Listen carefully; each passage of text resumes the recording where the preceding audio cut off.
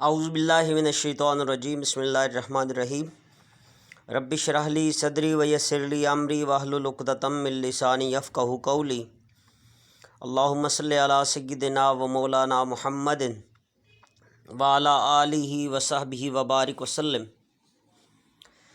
عزیز طلبہ، اسلامیات لازمی HSSC 1 کے لیکچر نمبر 34 پارٹ 2 کی ابتدا کر رہے ہیں، اور اس میں باب دوم اسلامی تشخص میں محاسن اخلاق کو ہم پڑھ رہے ہیں۔ میں ذل حسین بحیثیت HOD اسلامیات آپ سے مخاطب ہوں، اور باب دوم محاسن اخلاق میں ایثار قرآن و سنت کی روشنی میں، اور نیکسٹ کوشش کریں گے رذائل اخلاق میں ہم جھوٹ کے متعلق جو ہے وہ آیات مبارکہ اور اس کے بعد حضور علیہ الصلوۃ والسلام کی سنت مطہرہ میں آقا علیہ الصلوۃ والسلام کی حدیث مبارکہ کی روشنی میں جو اس سے روکا گیا ہے اس کے متعلق ہم پڑھ لیں۔ آئیے محاسن اخلاق میں ہم ایثار کو دیکھتے ہیں کہ ایثار کے لغوی معنی ترجیح دینے کے ہیں۔ اصطلاح میں ایثار سے مراد دوسروں کی ضروریات اور مفادات کو اپنی ضرورت اور مفاد پر ترجیح دینا ہے۔ قرآن مجید کی آیات مبارکہ سورہ الحشر کی آیت نمبر 9 ہے، جس میں اللہ رب العزت نے ارشاد فرمایا، اعوذ باللہ من الشیطان الرجیم، وَيُؤْثِرُونَ عَلَىٰ أَنفُسِهِمْ وَلَوْ كَانَ بِهِمْ خَصَاصَةٌ، وہ ایمان والے خود پر دوسروں کو ترجیح دیتے ہیں اگرچہ خود ضرورت مند ہوں۔ اللہ اکبر۔ پھر دوسرے مقام پر ارشاد فرمایا، سورہ آل عمران کی آیت نمبر دیکھیے، سورہ آل عمران کی آیت مبارکہ 92 ہے، 92، لَن تَنَالُوا الْبِرَّ حَتَّىٰ تُنْفِقُوا مِمَّا تُحِبُّونَ۔ ارشاد فرمایا تم ہرگز نیکی میں کمال حاصل نہیں کر سکتے جب تک کہ اپنی پسندیدہ چیز میں سے خرچ نہ کرو۔ ان دونوں آیات مبارکہ میں عزیز طلبہ دیکھیے کہ ایثار اور قربانی یعنی کہ اپنے آپ کے اوپر دوسرے کو ترجیح دینے کے حوالے سے کیا کیا گیا ہے، بیان کیا گیا ہے۔ پھر آگے آئیے، اس پر احادیث مبارکہ ہے نبی علیہ الصلوۃ والسلام کی، اللہ تعالیٰ اپنے بندوں کی مدد میں رہتا ہے جب تک وہ بندہ اپنے بھائی کی مدد میں لگا رہتا ہے۔ اللہ اکبر۔ یعنی کہ جب بندہ اللہ کے بندوں کی مدد کرتا ہے تو رب جو ہے وہ اس بندے کی مدد میں لگا رہتا ہے۔ تو یہ دیکھیے کہ خدا ان کی مدد کرتا ہے جو اپنی مدد آپ کرتے ہیں، یہ بھی بات ہے، اور دوسرا یہ ہے کہ جب آپ بندوں کی مدد کرتے ہیں تو اللہ آپ کی مدد کرتا ہے۔ اور میں تم میں سے کوئی شخص اس وقت تک مومن نہیں ہو سکتا جب تک وہ اپنے بھائی کے لیے وہ چیز نہ چاہے جو وہ اپنے لیے چاہتا، یعنی کہ جو چیز اپنے لیے پسند کرے وہی اپنے دوسرے بھائی کے لیے پسند کرے، یعنی کہ اپنے اوپر اپنے بھائی کو کیا کر دے، ترجیح دے، اہمیت دے۔ تو یہ حدیث پاک کے روشنی میں ہمیں کیا کیا جا رہا ہے، بتایا جا رہا ہے۔ پھر تیسری دیکھیے، جو کسی مسلمان کی تنگی کو دور کرے گا اللہ اس کے بدلے میں اس کی تنگی دور فرمائے گا۔ یہ ظاہراً مختصر حدیث مبارکہ ہیں، لیکن عزیز طلبہ ان کے اندر ایک بہت بڑا سبق ہے، اور حضور علیہ الصلوۃ والسلام کی حیات مبارکہ سے بھی ہمیں قربانی کے کامل نمونے ملتے ہیں، ایثار و قربانی کے کامل نمونے ملتے ہیں۔ آپ صلی اللہ علیہ وسلم کے دروازے سے بھی کوئی سائل خالی نہ جاتا تھا۔ کاشانہ نبی صلی اللہ علیہ وسلم پر اگر دینے کے لیے کچھ نہ ہوتا تو آپ صلی اللہ علیہ وسلم قرض لے کر ضرورت مند کا سوال کیا کرتے تھے، پورا کیا کرتے تھے۔ ایک دفعہ مہمان آیا، گھر میں صرف بکری کا دودھ تھا، آپ صلی اللہ علیہ وسلم نے وہ سارا دودھ مہمان کو دے دیا اور خود فاقے سے رات گزاری۔ پھر اگلی اس دلیل میں ہے کہ ایک صحابی رسول صلی اللہ علیہ وسلم نے شادی کی، سامان ولیمہ کے لیے گھر میں کچھ نہ تھا، آقا علیہ الصلوۃ والسلام نے ان سے فرمایا کہ عائشہ کے پاس جاؤ اور آٹے کی ٹوکری مانگ لاؤ۔ وہ گئے اور آٹے کی ٹوکری لے آئے، حالانکہ کاشانہ نبی صلی اللہ علیہ وسلم میں آٹے کے سوا کھانے کو اور کچھ نہ تھا، یعنی کہ اپنے دوسروں کے کھانے کو اپنے کھانے پر کیا کی، ترجیح دی۔ ایک عورت نے حضور صلی اللہ علیہ وسلم کی خدمت میں ایک چادر پیش کی، ایک صحابی نے درخواست کی، یا رسول اللہ یہ چادر مجھے عنایت فرمائی۔ آپ صلی اللہ علیہ وسلم نے فوراً وہ چادر اسے دے دی، حالانکہ آپ صلی اللہ علیہ وسلم کو خود اس کی زیادہ ضرورت تھی۔ صحابہ نے اس شخص کی سرزنش کی تو انہوں نے فرمایا میں نے یہ چادر برکت کے لیے لی ہے کہ یہ میرا کفن ہو۔ تو یہ حضور علیہ الصلوۃ والسلام کی حیات مبارکہ سے چند مثالیں ہیں جو ہمارے سامنے ہیں۔ اس کے علاوہ عزیزان آپ اس کے اندر جو ہے نا وہ بہت ساری اور بھی مثالیں کیا کر سکتے ہیں، شامل کر سکتے ہیں۔ اثار صحابہ رضی اللہ عنہ، حضرت ابو طلحہ انصاری آقا علیہ السلام کے ہاں ایک مہمان کو اپنے گھر لے گئے۔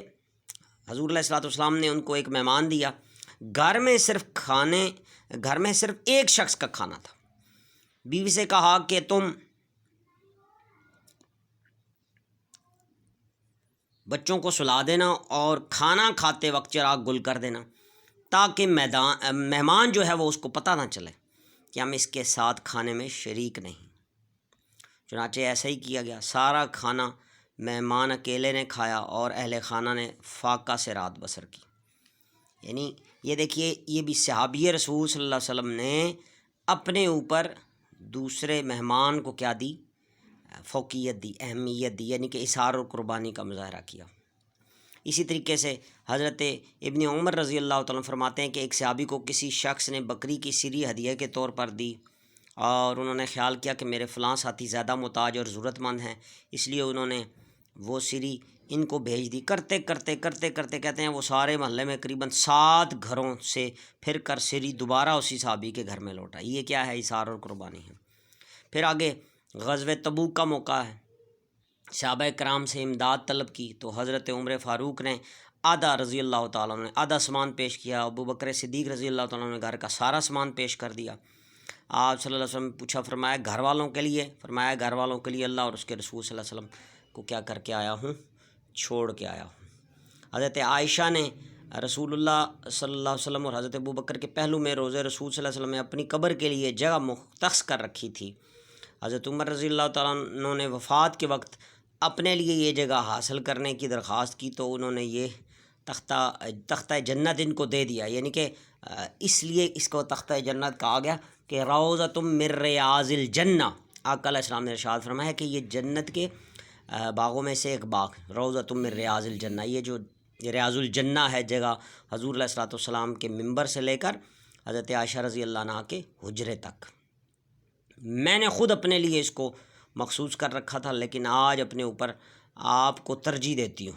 کس کو؟ حضرت عمر رضی اللہ تعالیٰ۔ اس لیے وہ جگہ دفن ہونے کے لیے سیدہ عائشہ رضی اللہ عنہا نے کس کو دے دی؟ حضرت عمر رضی اللہ تعالیٰ کو۔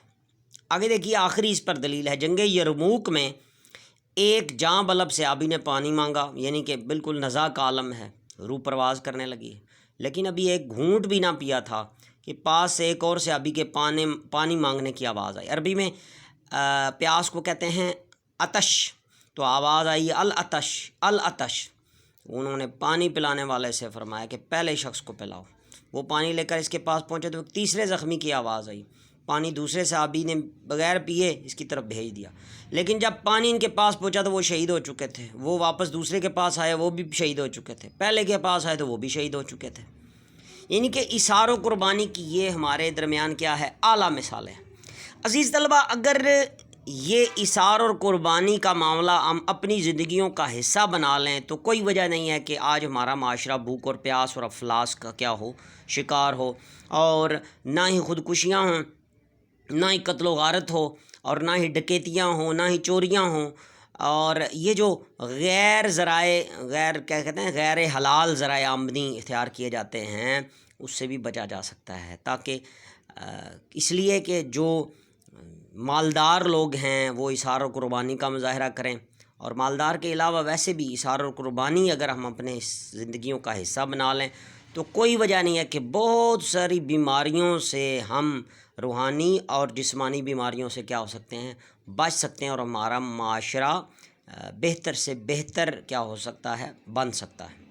تو لہٰذا یہاں تک محاسن اخلاق میں ہم نے جو پڑھا، ان سارے اخلاق کو اپنانے کی ترغیب دی گئی ہے قرآن مجید فرقان حمید میں بھی، اور حضور علیہ الصلوۃ والسلام کی احادیث پاک سے بھی یہ ثابت ہے، اور آقا علیہ السلام نے حق علیہ الصلوۃ والسلام نے سنت سے یہ کیا ہے؟ عمل کر دکھایا ہے کہ میرے پیارے صحابہ ان پر عمل کرو، اور پھر امت مسلمہ کے لیے ترغیب دی کہ محاسن اخلاق کو اپناؤ، کیونکہ یہ قیامت کے دن سب سے اخلاق جو ہے وہ کیا ہے؟ بھاری عمل ہے، اسی سے ہی دنیا و آخرت کی کامیابی مل سکتی ہے۔ تو امید ہے کہ انشاءاللہ یہاں تک ہم اس لیکچر کا اختتام کرتے ہیں۔ نیکسٹ لیکچر سے ہم رذائل اخلاق کی ابتدا کریں گے۔ آپ اس کو بہتر سے بہتر انداز میں پڑھیے، دیکھیے اور مزید دلائل شامل کر کے اس کو تیار کیجئے، امتحانی پوائنٹ آف ویو سے بھی اور دنیاوی پوائنٹ آف ویو سے بھی، یعنی کہ دونوں حوالوں سے ہونا چاہیے، تاکہ ہمارا مطمع نظر صرف ایک جہت نہ ہو بلکہ دونوں جہت ہوں، کہ دنیا بھی انشاءاللہ بہتر ہوگی اور آخرت بھی بہتر ہوگی۔ السلام علیکم ورحمۃ اللہ وبرکاتہ۔